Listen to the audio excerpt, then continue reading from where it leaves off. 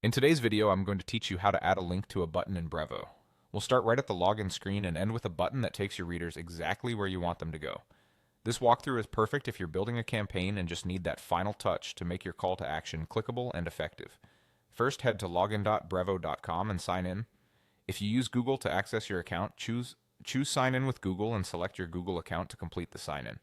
Once you're in, you'll land in the Brevo dashboard.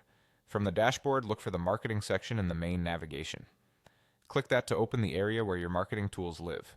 Next, select Campaigns. This is where all of your email campaigns are listed and where you can manage or create new ones. Open the campaign you want to work on.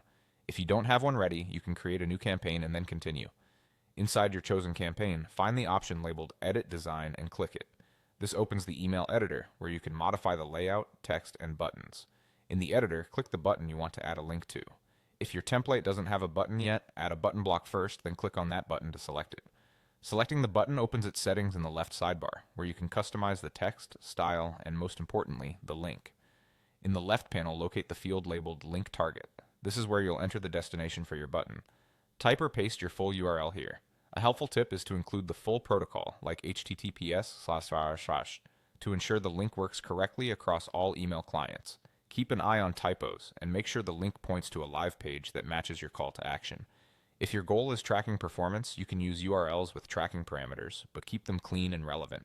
As you enter the link, look at the preview to confirm the button still looks good in your design.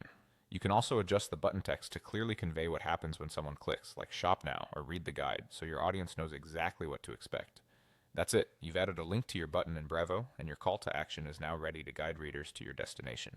When you're satisfied with the setup, continue working on your campaign as usual. Thanks for watching and happy sending.